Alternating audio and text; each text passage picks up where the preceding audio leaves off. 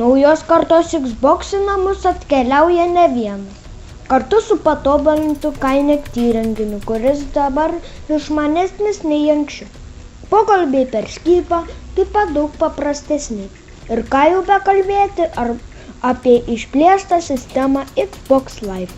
Tavo pasiekimų saugojimą debesų sistemoje ir 1000 kartų paprastesnį žaidimo filmavimą bei dalinimąsi medžiagą. Naujasis žaidimų kompiuteris Xbox One tiesiog trykšta naujais patobulinimais. Anksčiau tave su draugu turbūt siaubingai erzindavo nepatogus ekrano perskyrimas žaidžiant kartu, o naujais Microsoft produktais leidžia matyti abi ekrano pusės vienodai ir niekas neliks nuskriaustas.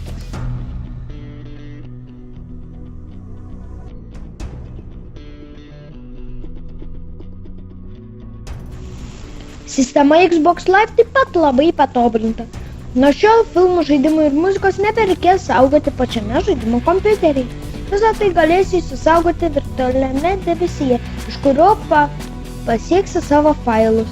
Kalbė kalbėti apie tai, jog Xbox Live leidžia ne tik žaisti, bet ir paversti savo žaidimų kompiuterio į neblogą kino teatrą su nemažai filmų.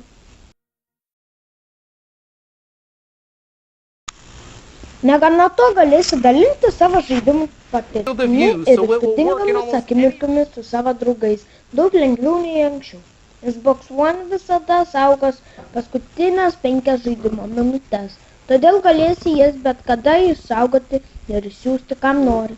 Be to kitais metais bus integruota transliacijos sistema Twix, todėl galėsi visam pasauliu gyvai rodyti savo žaidimų progresą.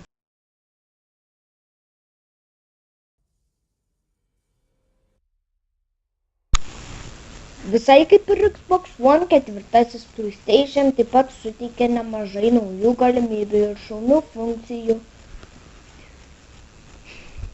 Patobulėjo ne tik žaidimų kompiuteris, kuriame nebeliko anksčiau buvusių nesklandumų, bet ir valdymo pultelis, kuris nusipelno atskirų pagirų.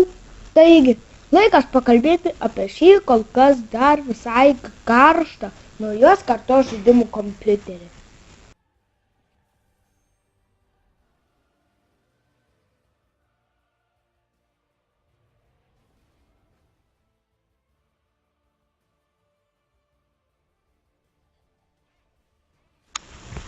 Reikėtų pradėti nuo to, kad naujos kartos PlayStation iš tiesų daug galingesnis nei trečiasis PlayStation.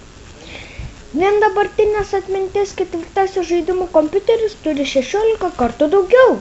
Pagrindinė plokštė sudaryta net iš 8 branduolinių procesorių. Todėl galima drąsiai teigti, jog naujasis įrenginys yra ne ką mažiau greitesnis nei asmeniniai kompiuteriai.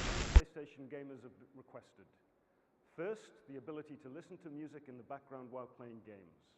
And second, we're making it easier than ever to access music unlimited, even when you're not in the application. Just press the PS button on the DualShock 4 and a quick navigation bar will appear that enables you to skip and pause tracks and control the volume of the music.